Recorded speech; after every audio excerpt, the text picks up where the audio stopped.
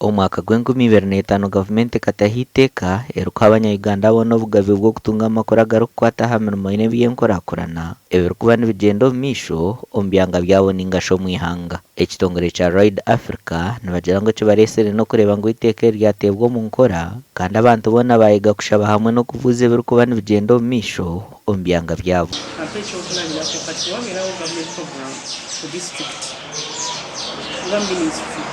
Bakalanya okugulira abantu engeri gye bayinza okwebuuzaako ebakwata ku wa disitulikiti erina enteekateeka oba ekola budgeti oba epulaninga nguudo oba ekola ki. Neteeka ne access to information liyamba omuntu okubeera ng'asobola okubuuza n'amanya nti mu disitulikiti pulaani eri etya. Kandi amakuru ago omunauganda bw'oraba omazire kugatunga okagakozesa n'obujunaanizibwa kurora harugamu ekintu ekirungi. Abato bakomeraho nka kureka bashomise n'abakuru obujunaanizibwa obubi omu byanga byabo kutari kurinda gavumenti omu buri kimwe. There was a challenge of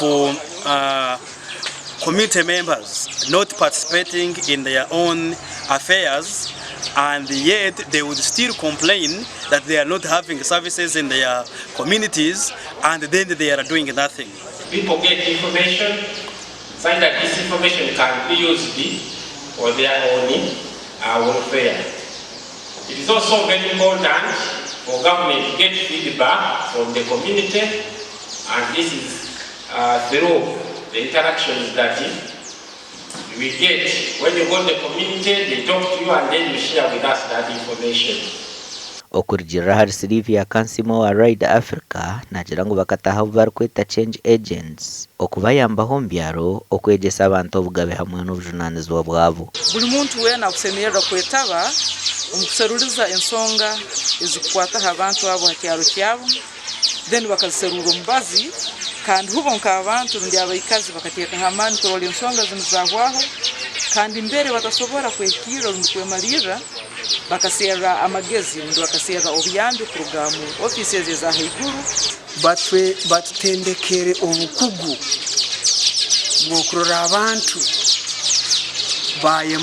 bamara ensonga zaabo batabandize kulinda nk'abebembezi rundi gavumenti. Ekiragiro n'obu kirabe nikyoreka ngu disitulikiti hamwe n'egombora zishemereire kuba ziine abakozi b'ebyamakuru. Sylvia Nakabugu okuruga omu minisitule y'ebyamakuru we nagira ngu hakiriho disitulikiti ezitabiine.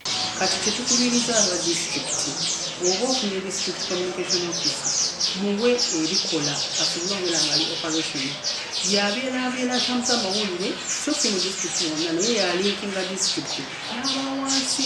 Eriizooba abakora abaana b'okuvuganaho abebembezi ba disitulikiti ya Kyenjojo okubeegyesa okubiine kuguma nibagambira abatuura ebiriyo nibigyenda omu maisho omu disitulikiti yaabo. Gasha kwa Daniel Bingana.